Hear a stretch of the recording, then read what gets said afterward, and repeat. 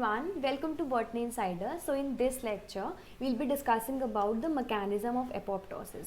In the previous part of this series, we have understood about that what is apoptosis and what are the various steps of apoptosis. I'll put the links of the same in the description box. So first watch that part and then switch to this part so that you could understand about the mechanism of apoptosis in a much better way. So let's understand about the apoptosis, but before that let me just quickly summarize that what apoptosis is all about. So apoptosis is nothing, or in simple words we could call it as cell suicide. That is, it is a programmed cell death, abbreviated as PCD. So in this, the cell die off as a result of completing all of its mechanism for which that cell was actually originated. So this is the simplest definition of apoptosis. So now let's understand about the mechanism of apoptosis. So there are two ways by which the apoptosis could function. That is, the first way is caspase dependent and the second way is caspase independent. But if we look at the caspase pathway also, so caspase pathway could either be extrinsic or intrinsic. We have to majorly deal with the caspase dependent pathway in a broader sense. So first of all, let's understand about that what caspase is all about. We are talking about that mechanism is based upon either caspase dependent or independent. So we should understand first that what caspase is for a better understanding. So caspases, in very simple word, we have to divide this word into terms.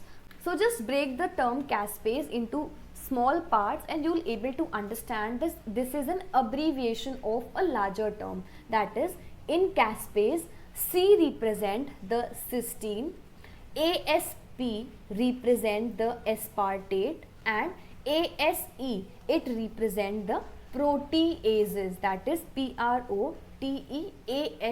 So from ASE we are taking the ASC from here. In the aspartate, ASP is taken, and from cysteine C is taken. So caspases represents the cysteine aspartic proteases, or we could also call it as cysteine aspartases, and in addition it could also be called as cysteine dependent aspartate directed proteases. So caspases is an abbreviated form of cysteine aspartate proteases, and in a larger sense it is a cysteine dependent aspartate directed proteases. And also it is a family of proteases enzyme that is playing an essential role in the programmed cell death. That is, it is playing a very central role in the PCD, or the programmed cell death. So this is about the caspases. So now let's understand about the types of caspases. So we have two major classifications. So first one is based upon the role of action. We have two type of caspases. So depending upon this, the first type is the role in the apoptosis. So the caspase 2, caspase 3, 6, 7, 8 and 9 are classified for the role in apoptosis, and the caspases that have the role in the inflammation are the second category, that is caspase 1, 4, 5, 11 and 12. So this is based upon the role of action. The second one is the classification of apoptosis based upon the mechanism of action. So based upon mechanism of action, it could either be the initiator caspase or the executioner caspase. The initiator caspases include caspase 2, 8, 9 and 10, and the executioner caspases include caspase 3, 6 and 7. Make sure you remember about them. And also one more important point to remember is that all of the caspases that are synthesized, they are synthesized in inactive form. That is, each of the caspases initially are in the procaspase form, and after the procaspase, after getting initiated, they convert into the caspases. That is the active form. So now one more thing we have to remember is that once the caspases are activated, apoptosis is irreversible. If you remember, in the first part we discussed about a point that apoptosis once initiated cannot be reversed back, or it could not be stopped. So now more specifically we have to remember that if the caspases are activated, the apoptosis is irreversible, and caspases are the one that play the central role in apoptosis. So now let's move forward and understand about the caspase dependent extrinsic apoptotic pathway. First we'll be understanding about the apoptotic extrinsic pathway, and then we'll be dealing with the caspases intrinsic pathway. So the first one is caspases dependent extrinsic apoptotic pathway. So for this case, as the word suggests, extrinsic, the extracellular signal molecules are specialized for inducing the apoptosis. That is, there is some external signal, and because of those signals the apoptosis is induced in the cell. So we have the extrinsic pathway in which there is a death ligand present, there are death receptors, then there occurs the activation of caspases. After that we have the activation of the nucleases and proteases, and hence there occurs the cell death.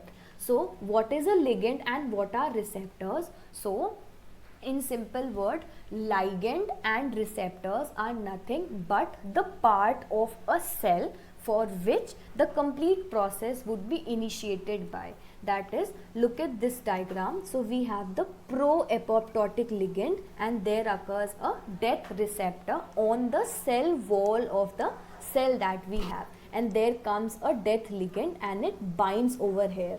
As a result of that, we have the caspases, that is the procaspase getting converted into the caspase, that is procaspase 8 gets converted into the activated form, and then in turn it activates caspases 6, 3 and 7, and finally we have the initiation, or we have the activation of nucleases and proteases, which leads to the degradation of all the other organelles that are present in the cell, and as a result we have the apoptosis, that is the cell death. So in a more specific way, just try to understand this. So we have the death ligands, and these death ligands include TNF alpha, FASL, TRAIL. So these are all the apoptotic ligands. And now we have the extrinsic pathway being activated. Why? We have the death receptors, and the examples of death receptors are TNFR, FAS and DRS. You have to remember about the death receptors. So these death receptors are present like a ball over the cell membrane, and these death ligands come and bind over here. As and when the death ligands come and bind, we have the adapters, that is the FADD and TRADD being present, being activated, and then we have the formation of the DICS. So what is DICS? So it represents the death inducing signaling complex. Let me just write down here. So DICS represent death inducing signaling complex. So as the word suggests, that after the complete activation or after the complete dialogue occurring between here, so we have the formation of DICS. Because of this there occurs autocatalytic activation. What is autocatalytic? So break the term. Auto means self and catalytic means destruction. Catalysis means breakdown of a larger molecule into very smaller molecule. So because of the activation of DICS, we have the autocatalytic activation, and as a result there occurs the activation of the procaspase 8 into caspase. You have to remember that there is the initiation of procaspase 8. This is very specific. So procaspase 8 gets converted into caspase 8. It leads to in turn the activation of the caspase 3 and 7, and finally we have the apoptosis being done for the cell in which this complete mechanism is occurring. So talking about the intrinsic pathway, so for this let's just understand few more terms now. So the second one is the caspase dependent intrinsic apoptotic pathway. So as the word suggests, intrinsic means intercellular, that is the apoptosis in this particular type is induced by the intracellular death signals. In this, the mitochondria plays a central role, and because mitochondria plays a central role, it is also called as the mitochondrial apoptosis. And one more point is that there occurs the formation of apoptosome in this particular type of intrinsic apoptotic pathway. Hence, it is alternatively also known as apoptosome mediated pathway. What is apoptosome? I'll explain you in a bit. And one more important point to remember is that there occurs release of cytochrome C in case of the apoptotic intrinsic pathway. So this is about the intrinsic pathway.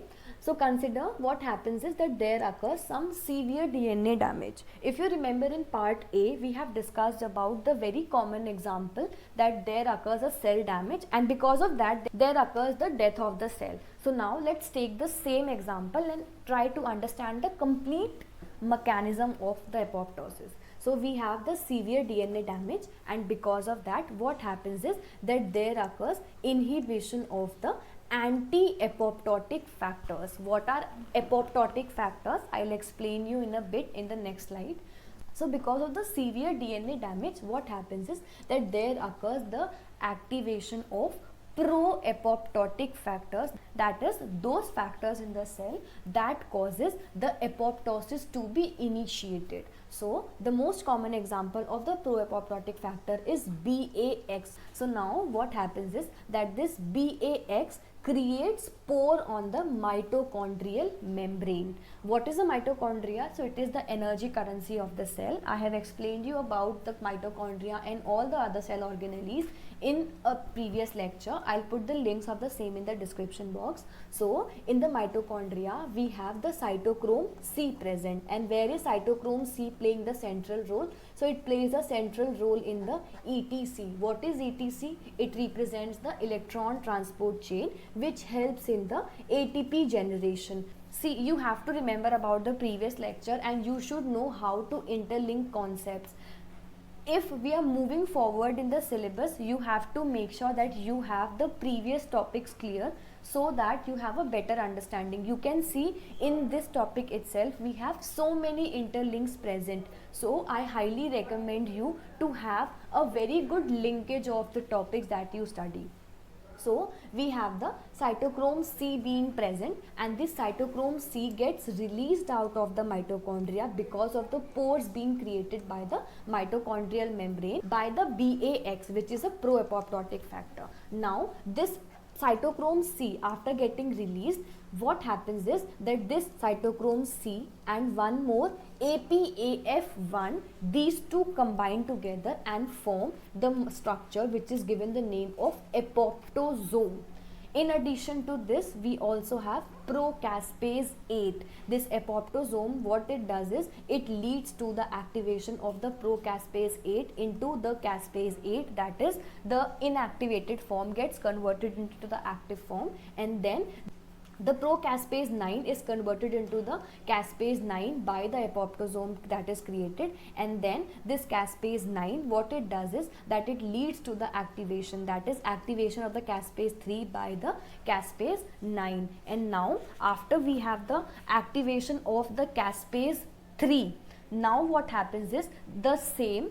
In the previous case, we have the nucleases and the proteases being activated, and as a result of that, what happens is there occurs the apoptosis, that is there occurs the cell death in the body. So this was about the intrinsic pathway. So as we have just discussed, in the initial case, in case of the extrinsic pathway, we had a death ligand and a death receptor. As a result of that, we had the formation of DICS.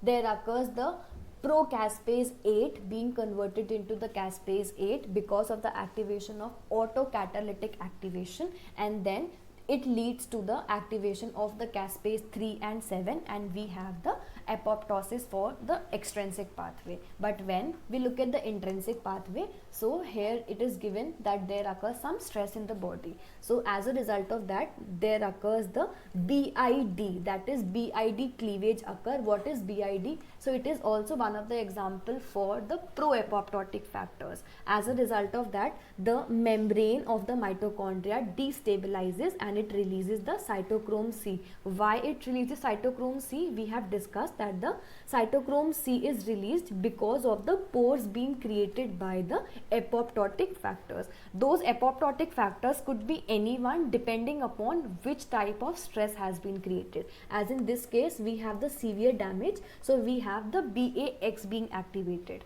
and in this case we have some other stress, so BID is being activated. It is also causing the pores on the mitochondria itself. So from mitochondria we have the release of cytochrome C, and then there occurs the formation of a apoptosome, and this apoptosome have these components, that is APAF1, then cytochrome C and DATP, and as a result we have the activation of caspase 9. As a result, we have caspase 3 and 7 being activated in turn, and finally the apoptosis. Important differences you have to remember is, in case of extrinsic pathway we have the caspase 8 being activated first, and in case of intrinsic pathway we have caspase 9 being activated first. So in extrinsic pathway we have the involvement of caspase 8, 3 or 7, and in case of intrinsic we have the involvement of 9, 3 or 7. So make sure you remember about this, because this might be a potential question in the future exams. So this was about the intrinsic and the extrinsic pathway. Talking about the anti-apoptotic genes and the pro-apoptotic genes, so I have tried to make a complete list, as many as possible, so that if in exam you find any question related to the same, you could easily solve out the question. Talking about the anti-apoptotic genes, we have BCL2, BCLXL, A1, BCLW, MCL1, BCLB, BAG and BCLX. Talking about the pro-apoptotic genes, so they are BAX, BAD, BID, BAK, BIM, PUMA, TRAIL and NOXA. You have to remember about this list. There is no common sense to this, you just have to mug up some points. So this is one of them. So let's just quickly revise it. So we have the extrinsic pathway and the intrinsic pathway. In extrinsic pathway there is death ligands, death receptors being present. There occurs the formation of DICS, then there occurs the initiation of the caspase, and finally after that we would be having our apoptosis, as we have just discussed. In the same case, in case of the intrinsic pathway, there occurs the cell stresses. In some cases it could be radiation, hypoxia or any other stress depending upon the cell. Then we have the activation of BAX, BIX, depending upon whichever stress is happening. Then there occurs the release of cytochrome C, apoptosome formation, initiator caspase getting dimerizes, and finally we have the executioner caspase activation. What is initiator caspase and what is executioner caspase? I have explained you in the starting of the video itself. And with this we are done with the complete topic for the mechanism of the apoptosis in detail. So I hope this video was helpful for you, and if you like this video, please do like, share it with your friends, and please subscribe to my channel. And also, if you find any difficulty in any topic, do let me know in the comment sections below. I'll put the videos of the same as soon as possible. So thank you so much for watching, and I'll see you soon. Bye.